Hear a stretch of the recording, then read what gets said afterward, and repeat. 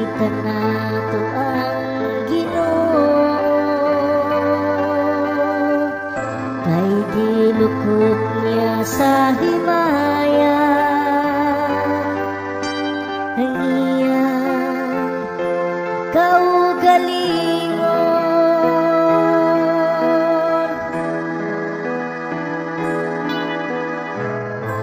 awitan nato ang Ginoo,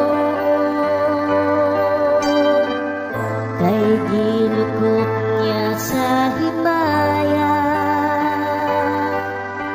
Ang iyang kaugalingon,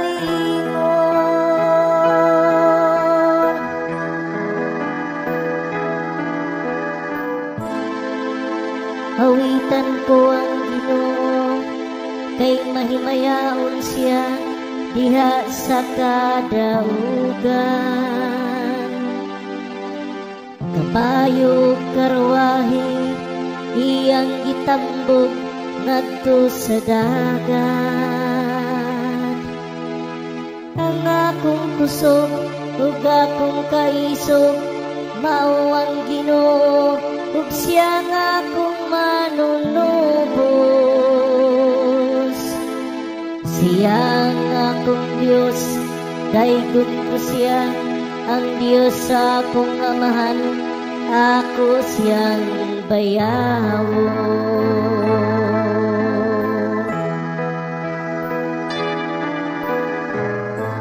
Awitan nato ang Ginoo, kay gilukop niya sa himaya. Ang iyang kaugalingon,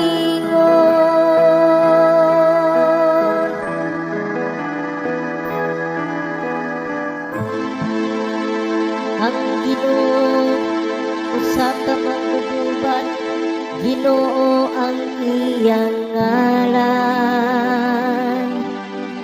Ang mga karwahe ug kasundaluhan ni Paraon niyang gilubong sa dagat. Ang mga kadakuan sa iyang mga punuan, nalumos dito sa dagat nga pula.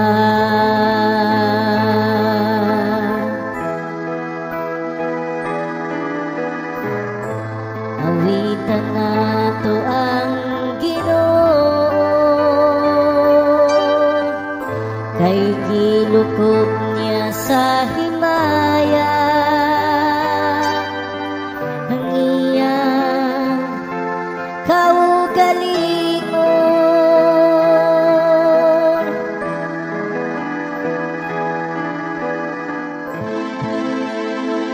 gitabunan sila sa mga tubig sa baha.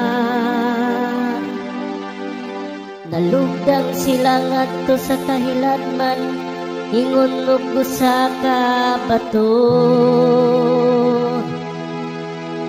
Ang imong tungkamot o Ginoo, bantugan diha sa gahom. Ang imong tungkamot o Ginoo, nakabungkag sa kaaway.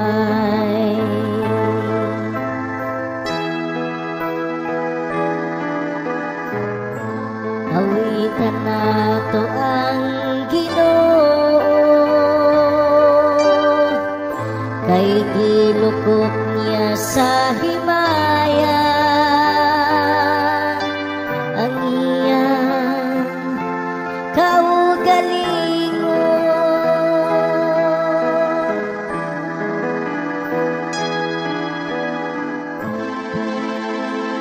di pasulod nimo ang katawhan nga imong gitubos, ug gitanong nimo sila diha sa bukid sa imong kabilin. Ang dapit din gihimo mo ang imong lingkuranan, o Ginoo. Ang sanktuaryo Ginoo gitukod sa imong mga kamot. Maghari ang Ginoo hangtod sa kahangturan.